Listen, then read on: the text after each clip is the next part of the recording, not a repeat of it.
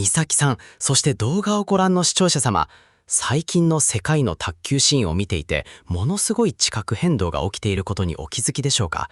今、絶対王者として君臨し続けてきたあの中国チームのトップ選手たちを次々と撃破し、世界中の卓球ファンをパニックとも言える驚愕の渦に巻き込んでいるとんでもない国があるんです。中国チームを次々と撃破ですか？卓球といえば中国が圧倒的で、それに食らいつくのが日本の早田ひな選手や張本智和選手、あるいはヨーロッパのドイツやフランスといった伝統的な強豪国というイメージが強いですが、それ以外の国があの分厚い中国の壁を壊しているということですか？そうなんです。もちろん日本やヨーロッパ勢も素晴らしい活躍をしていますが、今一番世界中から一体彼らに何が起きているんだと注目を集め、破竹の勢いで世界ランキングを駆け上がっている台風の目、それがインドなんですよ。イ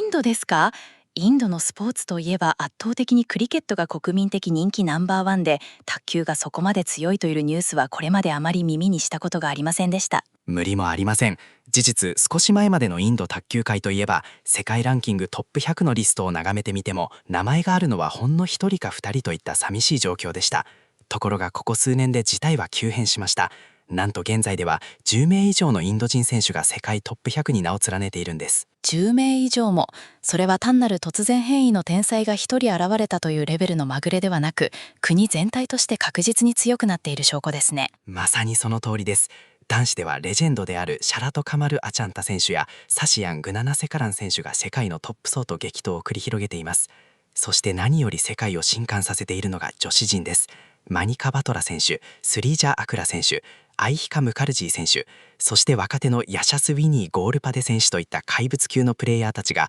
世界ランキング1位や3位の超トップランカーたちをまるで手品のように翻弄して次々と倒しているんです。世界のトップを翻弄して撃破。まさにインド旋風ですね。でもどうしてそんなに急にインドの卓球が強くなったんでしょうか？何か特別な魔法でも使ったんですか？魔法ではありませんが、極めて戦略的で緻密な仕掛けが存在していたんです。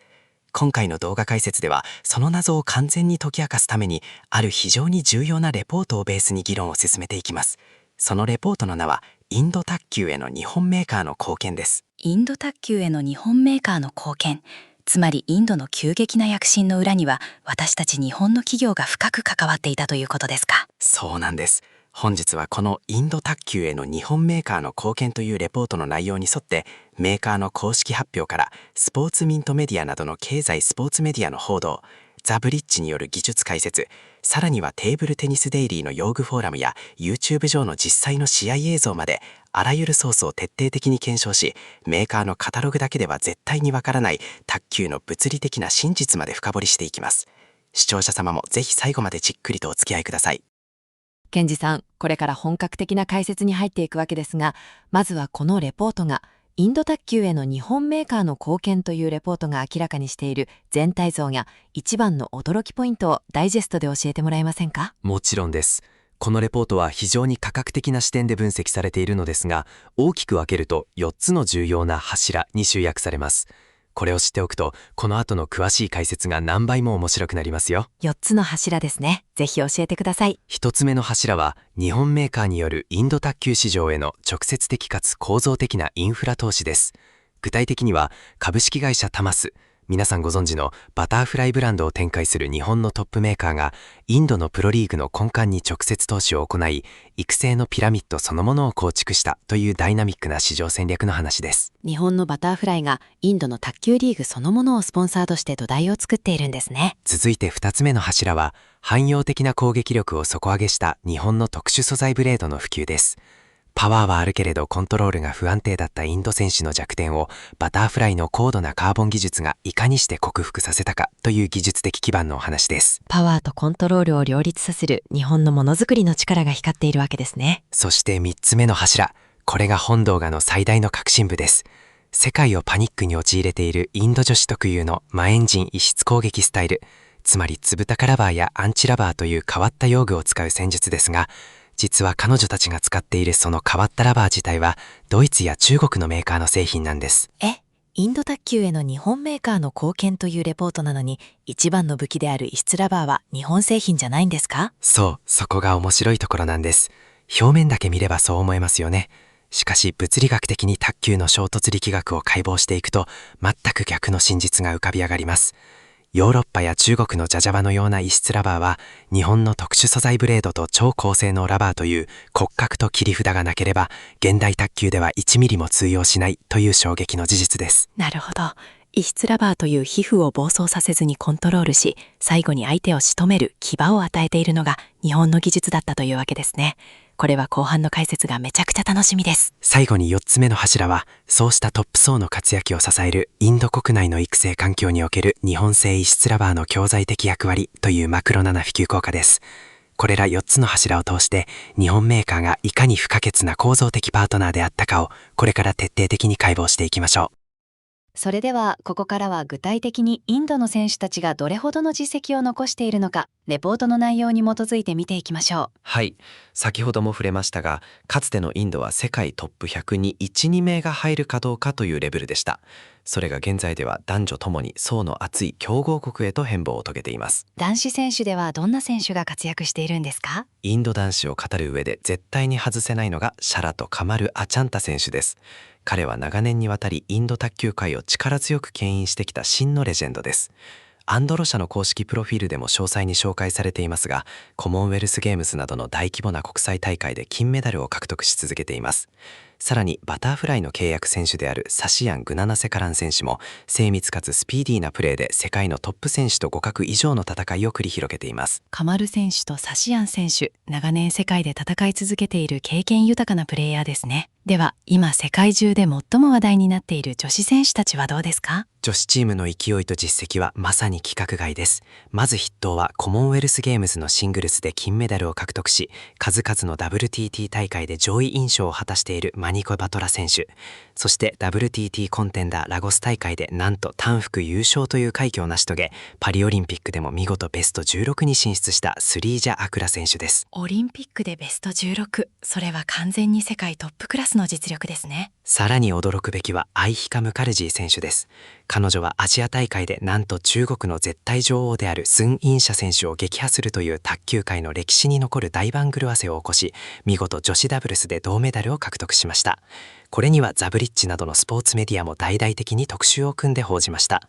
そして若手新星のヤシャスウィニー・ゴールパデ選手も WTT ユースコンテンダーで優勝など次世代も着実に育っています。絶対女王のスン・インシャ選手を倒したというのは本当に信じられません。しかも一人のエースに依存しているのではなく、次々と強力な選手が台頭してきている。この厚みのある強さを生み出した背景に日本のメーカーが関わっているんですね。その通りです。インド卓球の厚みのある強さは自然発生的に生まれたわけではありません。ここからがインド卓球への日本メーカーの貢献レポートの核心の一つ目です。スポーツミントメディアの報道やバタフライグローバルサイトの公式コラムにも詳細に記載されていますが、株式会社タマス、バタフライは非常に大胆なインフラ投資を行いました。大胆なインフラ投資、具体的にはどのようなことを行ったのでしょうか？ 2026年4月、バタフライはインド唯一のプロ卓球リーグであるアルティメット卓球、通称 UTT を運営する組織となんと5年間にもわたる強力なタイトルスポンサーシップ契約を締結したんです。5年間もですか？プロスポーツの世界で5年間のタイトルスポンサーというのは相当な覚悟と長期的なビジョンがないと結べない契約ですよね。全くその通りです。この契約により2026年のシーズン7ゴア開催から2030年のシーズン11までの間、インドのプロリーグは正式名称をバタフライアルティメットテーブルテニスとして開催されることになりました。プロリーグの冠に日本のブランド名が輝いているわけです。それはインドの卓球ファンや選手たちにとってバタフライという存在が極めて身近で、かつ権威のあるものとして刻み込まれることになりますね。しかもただお金を出して看板を飾るだけではありません。バタフライはインド卓球連盟 TTFI とがっちりとタッグを組み、 UTT のプロリーグの試合で使われる卓球台、ネット、そして試合球であるボールに至るまで全てを国際基準を満たした高品質なバタフライ製品で統一供給しているんです。なるほど。普段から戦っている国内リーグの環境がそのまま世界選手権やオリンピックと同じ世界基準の色具になっているということですね。これならいざ国際大会に出た時に台の弾みが違うとかボールの感覚が合わないといった用具の違和感に苦しむことがなくなりますね。まさにそこが狙いです。この構造的なアプローチによってインドにおける卓球は単なるレクリエーションから高度に専門化されたプロフェッショナルな競技へと一気に引き上げられました。これが選手たちが世界で戦うための揺るぎない土台となっているんです。プロリーグへの支援はよくわかりましたが、もっと若い世代、これから卓球を始める子どもたちへの支援も行っているんでしょうか。レポートに何か面白い大会の仕組みがあると書いてありましたが。美咲さん、よく読み込んでいますね。その通り、バタフライの支援はプロ層だけにとどまりません。草の根、つまりグラスルーツ層からナショナルチームに至るまでのシームレスな育成エコシステムにも深く関与しています。その象徴がバタフライ UTT チャレンジャーカップというジュニア向けの大会です。チャレンジャーカップ、どんな大会なんですか？ U11、11歳以下、U13、U15 というまさにこれからの成長株である若いカテゴリーを対象とした大会なのですが、この大会には世界的に見ても非常に珍しくかつ画期的なハンデキャップインクルージョン規定が設けられているんです。ハンデキャップ？ジュニアの大会でハンデをつけるんですか？いえ、試合中に点数のハンデをつけるわけではありません。なんと各地区のトップシード選手 U11 の第1及び第2シード、U13 と U15 の第1から第4シードはこの大会に出場することを制限されるというルールなんです。一番強くて才能のあるトップシードの選手が出場できない大会なんですか？それって大会のレベルをわざと下げていることになりませんか？なぜそんな規定を作ったんでしょうか？普通の感覚だとそう思いますよね。でもこれこそが層を分厚くするための究極の戦略なんです。通常の大会だと一部の早く成長したエリート選手ばかりが優勝を独占してしまい、その他の多くの子どもたちは早い段階で負けて自信を失い、国際基準の素晴らしい用具バタフライの台やボールで真剣勝負の決勝戦を戦う経験ができません。なるほど。エリート層以外の子たちにもスポットライトを当てるということですね。その通りです。この規定によってこれまで光が当たりにくかった第2、第3の層の選手たちにも全国規模の大会で優勝を争う真剣勝負のプレッシャーと世界最高峰の用具に触れる機会が平等に提供されることになります。一部の天才だけを大事にするのではなく、ピラミッドの下部や中間層を徹底的に鍛え上げることで結果的に誰も取り残さない巨大で層の厚い育成システムが完成したというわけです。プロリーグの整備から画期的な育成大会の開催まで、日本メーカーの市場への入り込み方が尋常ではないことがよくわかりました。でも、いくら大会でいい用具を使っても、普段の練習で質の悪い用具を使っていたら意味がないですよね。一般のクラブチームの子どもたちも日本の用具を使えているんでしょうか？非常に鋭い視点です。もちろんそこに対するソリューションも完璧に構築されています。バタフライインディアの公式オンラインストアの情報や現地市場の動向を見ると、バタフライはソナクコーポレーションなどの現地の非常に強力な正規流通パートナーと提携していることがわかります。正規の流通パートナーを確保しているんですね。はい。卓球の用具、特に高性能なラバーなどはデリケートで、適切な管理と流通網が不可欠です。しかも発展途上にある市場では、劣悪なコピー商品や偽物が出回るリスクも高い。しかし日本メーカーが現地の強力なパートナーと組んで正規流通網を確立したことで、インドの国土の隅々にある卓球クラブやスポーツショップにまで間違いなく本物の高品質な日本製品が行き渡るようになりました。なるほど。だからインドの小さな町の卓球クラブで練習している子どもたちでも、日本や中国のトップ選手が使っているのと同じラケットやラバーを日常的に手に入れることができるんですね。その通りです。幼少期から本物の弾み、本物の回転のかかり方を体で覚えることは、競技レベルの向上において計り知れないアドバンテージになります。この流通インフラの完成こそが、インド卓球の技術的ベースラインを国全体で押し上げた最大の要因と言えるでしょう。さあ、医師場や育成環境といったインフラのお話から、ここからは視聴者様もお待ちかねの用具と技術の具体的な関係に踏み込んでいきたいと思います。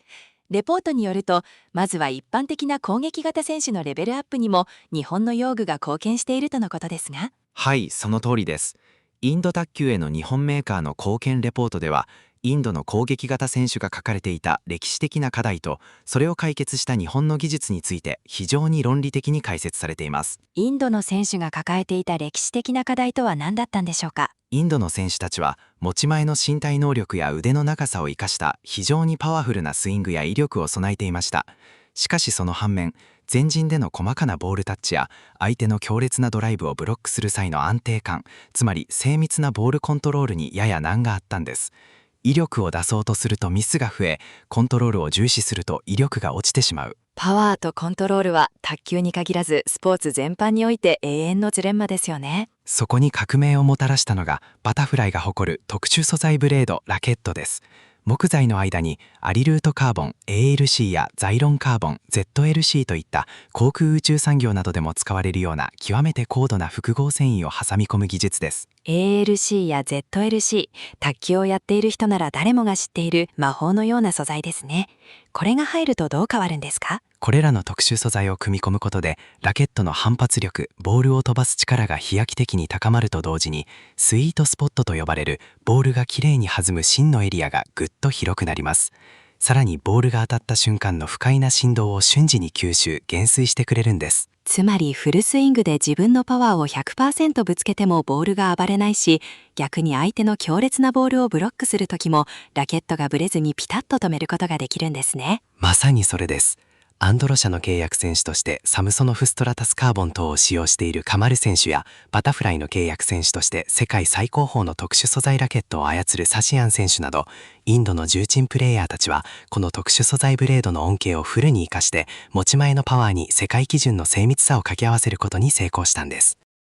ラケットの骨格部分が日本のカーボン技術で支えられていることは分かりました。ではそこに貼り合わせるラバーの進化はどうでしょうか？もちろんラバーの進化も決定的です。現代卓球においてどんなプレースタイルの選手であっても、最終的にポイントを奪い取るための最大の切り札となるのはフォアハンドの強力な攻撃です。そしてその威力を担保しているのがバタフライ製のディグニックス05やテナジー05ハードといった最高峰のハイテンションラバーなんです。出ました。ディグニックスとテナジー。これも世界中のトップ選手が愛用しているモンスターラバーですね。これらのラバーにはスプリングスポンジやスプリングスポンジ X といった独自の技術が採用されており、ボールが食い込んだ瞬間にバネのように弾き返すエネルギー効率が桁違いです。さらにシートの摩擦力も極限まで高められています。だからこそ相手の強力な回転にも押し負けず、自分からさらに強力な前回転トップスピンをかけて相手コートの奥深くにねじ込むことができるんですね。その通りです。後ほど詳しく解説しますが、女子の異質プレイヤーたちにとってもこのフォアハンド側の絶対的な決定力が彼女たちの戦術を成立させるための最後のピースとして極めて重要な役割を果たしています。日本のラバーがなければインド選手のあの豪快なフォアハンドの決定力は生まれていなかったと言っても過言ではありません。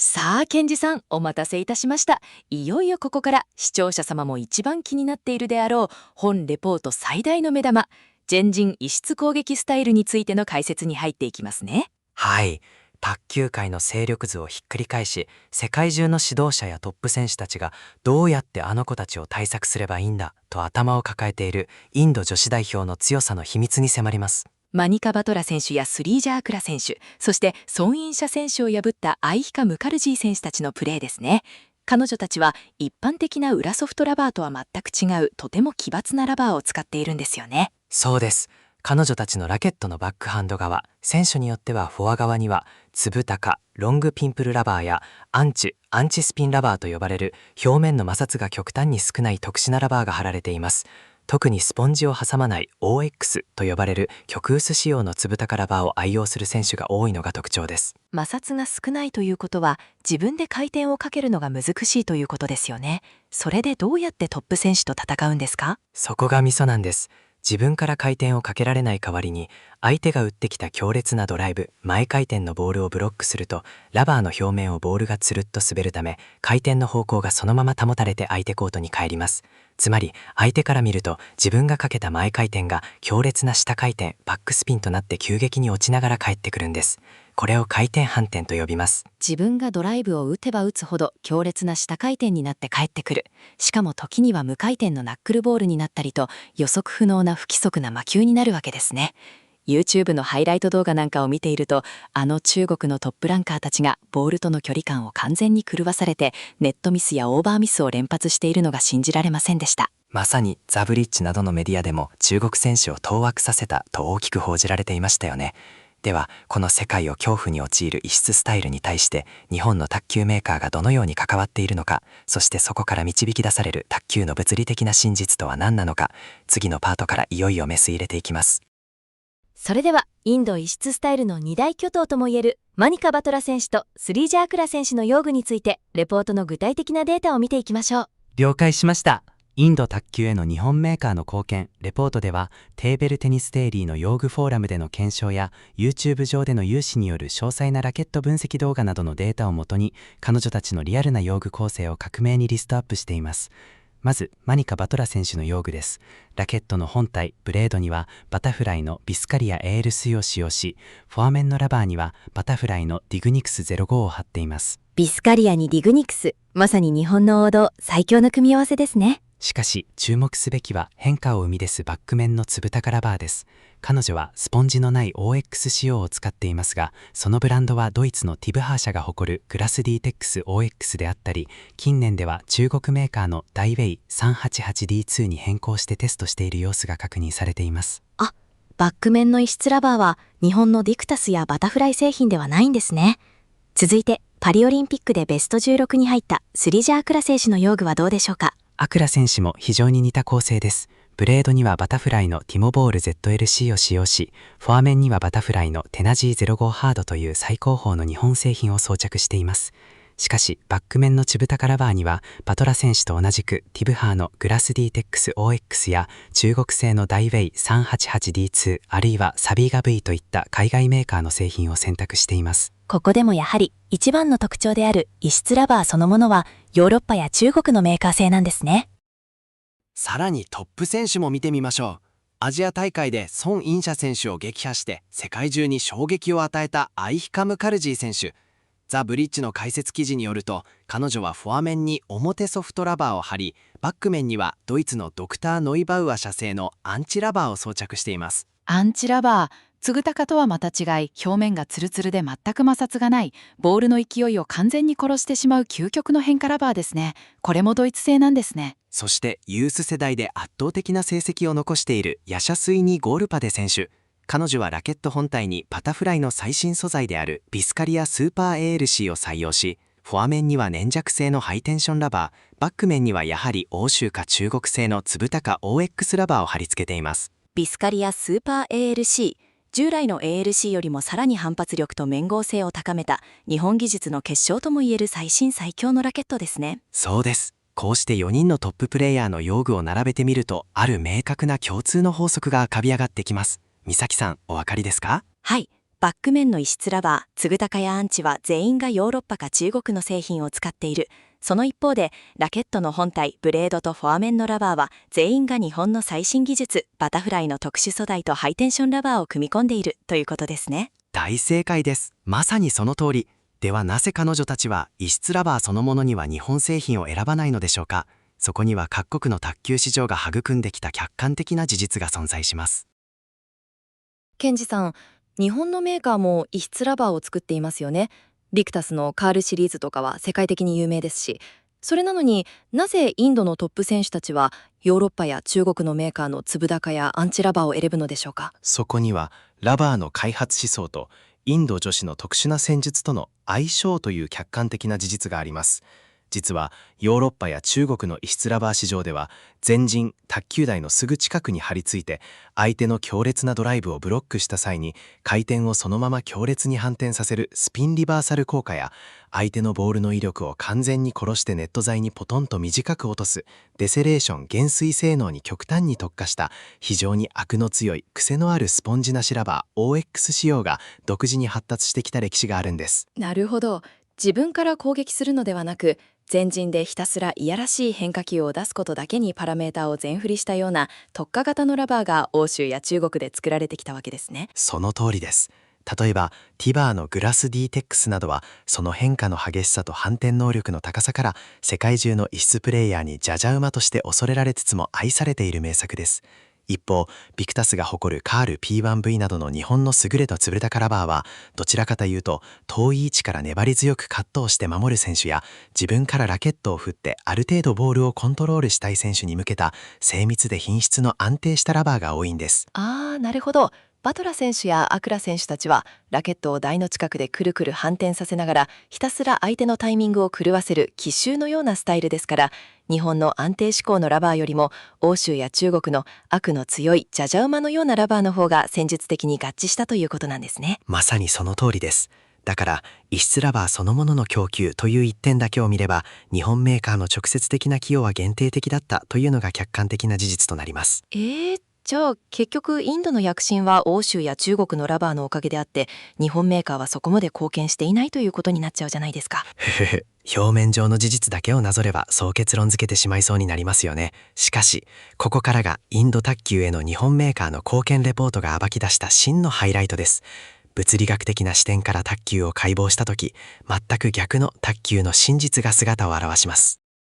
全く逆の真実、卓球の真実1とは一体何なんですか？早く教えてください。一般のニュースメディアやあまり経験のない指導者は、インドの女子が強いのは欧州や中国の奇抜な異質ラバーが魔球を生み出しているからだと、ラバーの表面的な効果ばかりを強調しがちです。しかしプロ卓球という極限の物理的衝突の現場から言えば、異質ラバー単体では現代の超高速卓球で勝ち抜くことは 100% 不可能であるというのが冷酷な真実なんです。 100% 不可能。あんなに中国選手を苦しめているのになぜですか？理由は極めてシンプルです。つぶたか OX やアンチラバーは自分から強力なトップスピン、前回転を生み出してボールにスピードと威力を与えることが一切できないからです。自分から回転をかけられない。でも相手の回転を利用して反転させるから強いんじゃないんですか？そこが最大の落とし穴です。もし相手があなたの異質ラバーを警戒してわざと回転をかけないふわっとしたナックルボール、無回転球を送ってきたらどうなりますか？あるいはボールのスピード、ピッチを極端に落としてゆっくり慎重につないできたら。相手の威力や回転を利用できないから、異質ラバー側からはふわっとした勢いのないボールしか返せなくなる。つまりただの甘いチャンスボールになってしまう。その通りです。実際 YouTube などにも上がっている戦術分析動画で、韓国のシン・ユービン選手などがマニカ・バトラ選手と対戦した際に見せた攻略法がまさにそれです。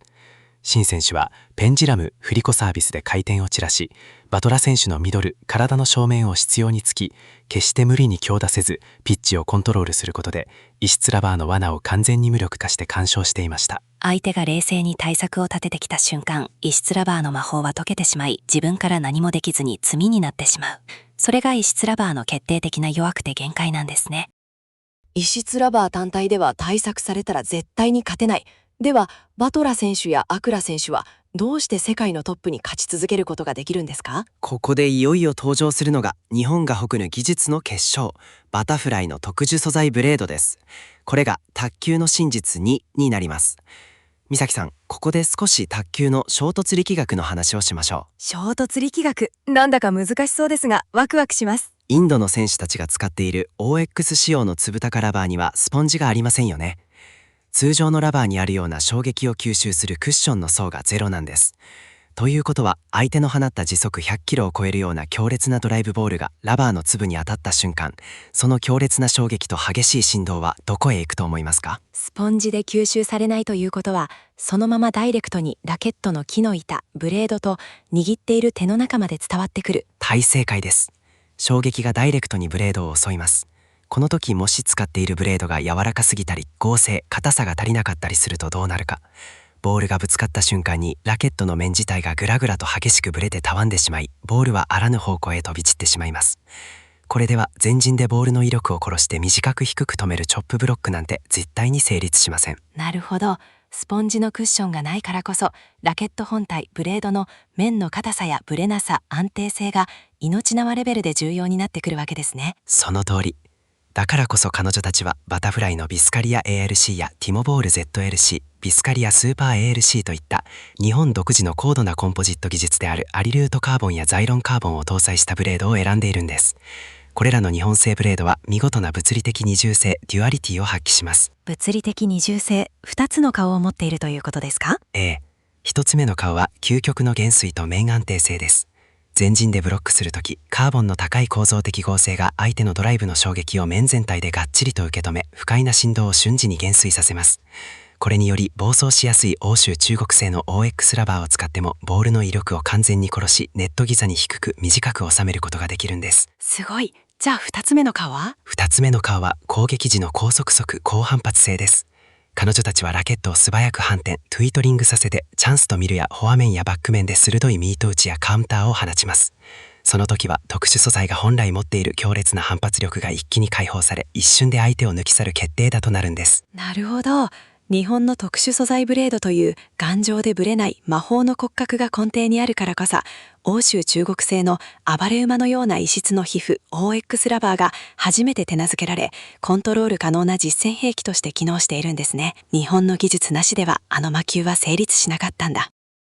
異質ラバーの限界を日本のブレードの骨格が補っていた。それだけでも衝撃の事実ですが、レポートにはまだ続きがあるんですよね。はい、忘れてはいけない卓球の真実3です。それはフォアハンドの圧倒的決定力付与という構造です。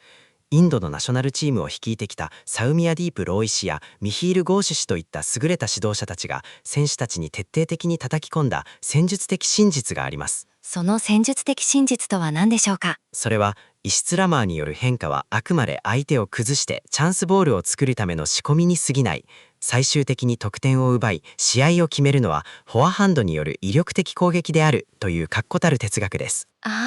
パート13で話した異質ラバー単体では自分から威力を出せないという弱点をフォアハンドで補うということですね。そうです。バック面の異質ラバーで相手のリズムを極限まで狂わせ、相手がたまらずふわっと浮かせたボールや甘いコースにつないできたボール、その仕込みによって生まれた絶好のチャンスを彼女たちはどうやって仕留めるか。パトラ選手はディグニックス05、アクラ選手はテナジー05ハードという日本が世界に誇る最高峰のハイテンションラバーを使って一撃必殺のトップスピンやミート打ちとして強烈に叩き込むんです。もしそこでフォアハンド側に貼ってあるラバーの性能が低かったらどうなるんでしょう？せっかく異質ラバーで作った絶好のチャンスボールを打ち損じたり、スピードが遅くて相手にブロックされてしまいます。そうなれば相手に陣形を立て直す時間を与えてしまい、異質ラバーで奇襲をかけた戦術的価値そのものが完全に無意味になってしまうんです。つまり、欧州中国製の異質ラバーで崩し、仕込み、日本製の特殊素材ブレードでそれを抑え込み、そして日本製の最高峰フォアラバーで仕留める、牙を剥く。この3つの要素が完璧に組み合わさったハイブリッド構造こそが世界を恐怖に陥れているインド女子卓球の真の実態だったんですね。いやー、もう目から鱗が落ちまくりです。ハイブリッド構造の話で完全に納得したんですが、レポートには卓球の真実4も記載されているんですよね。はい、実はもう一つ見逃してはならないマクロな視点での真実があります。卓球の真実4はインド国内の育成環境における日本製異質ラバーの隠れた教材的貢献です。教材としての貢献？どういうことでしょうか？現在トップで活躍している選手たちが最終的に極端な変化を求めて欧州や中国の OX ラバーを選ぶようになったのは事実です。しかし彼らがジュニア時代を過ごしたインド国内の主要なクラブや名門のナショナルアカデミー、ダヌカ・ドゥンセリーテーブルテニスアカデミーなどにおいては全く別のラバーが長年にわたり普及していました。それがビクタス QTSP ブランドのカール P1V やバタフライのスーパーアンチといった日本製の異質ラバーがあったんです。ジュニア時代や国内の練習環境では日本の異質ラバーがたくさん使われていたんですか？そうなんです。なぜなら日本製の異質ラバーは非常に品質が安定していて変化の予測がつきやすくコントロール性能に優れているからです。つまり指導者が若い選手に対してつぶたかってこういう風にボールが滑るんだよ、アンチを使うとこういう弾道になるんだよという変化球の基礎原理を教えるための最高の教本、スタンダードとして日本製品が機能していたんです。なるほど。最初から欧州のガバ馬のようなラバーを使わせるのではなく、素直で品質の高い日本のラバーを使って異質プレーの基礎を学ばせていたんですね。さらに言えば攻撃型の選手たちが異質プレイヤーをどうやって攻略するかという対策スパーリングを積む際にも相手役の練習パートナーのラケットには日本製の異質ラバーが貼られていました。このように日本製品によって培われた変化球への深い理解と質の高い練習環境がインド全土に蓄積されていたからこそ、インド卓球界全体が異質スタイルを正しく理解し発展させ、最終的に世界のトップで通用する独自の戦術へと昇華させることができたわけです。用具の真実について物理的にも歴史的にも深く理解できました。ここからはこうしたインド選手の台頭と日本メーカーの技術の融合が世界の卓球界全体にどのような波及効果を与えているのかを見ていきましょう。はい、このレポートが指摘する一つ目の大きな波及効果は全陣異質攻撃スタイルという戦術そのものの現代的な復権です。復権ということは以前は捨てられていたということですか？そうなんです。卓球のルール変更でボールの素材がセルロイドからプラスチック ABS 樹脂に変わった際、ボールの回転量が全体的に減り、バウンドも変化しました。そのため、世界中の指導者や用具マニアの間では、相手の回転を利用する異質ラバーはプラスチックボールの時代ではもう不利だ、過去の遺物になるとささやかれていたんです。なるほど。ルール変更で異質ラバーは終わったと思われていたんですね。しかし、インドの選手たちはそれを先ほど解説したハイブリッド型用具アプローチで見事に覆しました。相手の威力を利用する欧州中国の異質ラバーと、自力で圧倒的な回転とスピードを生み出す日本のフォア面ラバー、特殊素材ブレードを組み合わせることで、現代の超高速高回転のラリーの中でも異質スタイルは十分に世界の頂点を狙えるということを実力で証明してみせたんです。まさに戦術のパラダイムシフト。世界中の卓球関係者の常識がインドと日本のタッグによって完全に塗り替えられてしまったわけですね。ビジネスや市場の観点からの波及効果はいかがでしょうか。これだけ強くなればインド国内での卓球人気もすごいことになっていそうですよね。その通りです。2つ目の波及効果は、インド卓球市場の巨大な商業的エコシステムの確立と競合国としての持続可能性です。パート4でお話しした株式会社タマスによるバタフライアルティメットテーブルテニスへの5年間のタイトルスポンサーシップ。これがインドにおける卓球のプロ化とメディア露出を完全に定着させました。テレビはネット配信でキラキラしたプロリーグの試合が日常的に放送されることで、子どもたちにとって卓球が憧れのかっこいいスポーツとして認知されるようになったんですね。そしてその憧れを抱いた子どもたちがパート5でお話ししたバタフライ UTT チャレンジャーカップのようなグラスルーツ大会に参加します。U11 や U13 といった幼少期から日本メーカーが提供する国際規格の最高の用具、台やボールに日常的に触れ、真剣勝負を経験する。これにより将来のインド代表を背負う才能が幼少期から世界基準の打球感、ボールドゥエルタイムなどを体の芯に染み込ませながら成長していくという完璧なサイクルが完成したんです。一人や二人の天才が引っ張る一時的なブームではく、何十年にもわたって才能が湧き出し続ける持続可能な競合国になるためのシステムが日本のメーカーの投資によって完全に整ったということですね。ケンジさん、ここまで前編にわたって目から鱗が落ち続けるような本当に濃密でエキサイティングな解説を聞かせていただきました。改めて今回私たちが読み解いたインド卓球への日本メーカーの貢献という調査報告書の結論を視聴者様に向けて整理していただけますか？承知いたしました。今回の緻密な分析結果をまとめると、インドの卓球市場の爆発的拡大及び選手たちの劇的な技術向上に対する日本卓球メーカーの寄与は、決したただ商品を売って儲けたという単純なものではなく、極めて多層的かつ構造的な深い介入であったと結論付けられます。市場を作るというインフラ面と選手を勝たせるという技術面の両方で決定的な役割を果たしていたんですよね。その通りです。インフラ面ではバタフライによるプロリーグ UTT への長期的なスポンサーシップとハンデ規定を設けた画期的なグラスルーツ支援によって、インド卓球の競技基盤と商業価値を根本から作り上げました。そして一番盛り上がった技術面では、インド女子を象徴する異質ラバー、つぶたかアンチそのものは欧州中国製であったとしても、それらを暴走させずに極限までコントロール可能にする日本の高精度特殊素材ブレード、ビスカリア ALC、ティモボール ZLC などの圧倒的な面安定性、そして作ったチャンスを確実に得点に結びつける日本の最高峰フォアハンドラバー、ディグニックス05、テナジー05ハードなどの絶対的決定力。これらが完璧に融合して初めて世界のトップを撃破するハイブリッドな実践技術として完成したという衝撃の卓球の真実が立証されました。日本の卓球メーカーは単なる用具のサプライヤーではなく、インド卓球界の戦術的イノベーションとエコシステム全体の成長を物理的にも構造的にもインで支え続ける必要不可欠な戦略的パートナーだったんですね。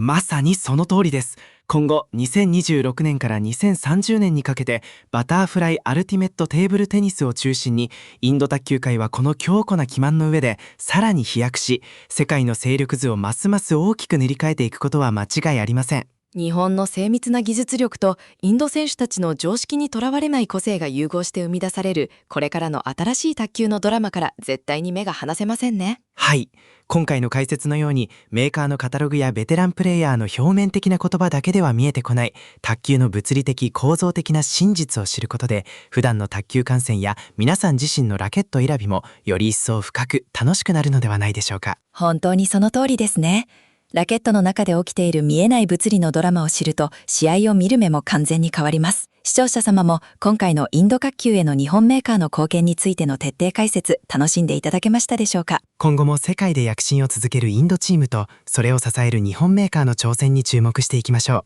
それでは今回の調査分析報告書に基づいた詳細解説は以上となります。ご視聴ありがとうございました。ご視聴ありがとうございました。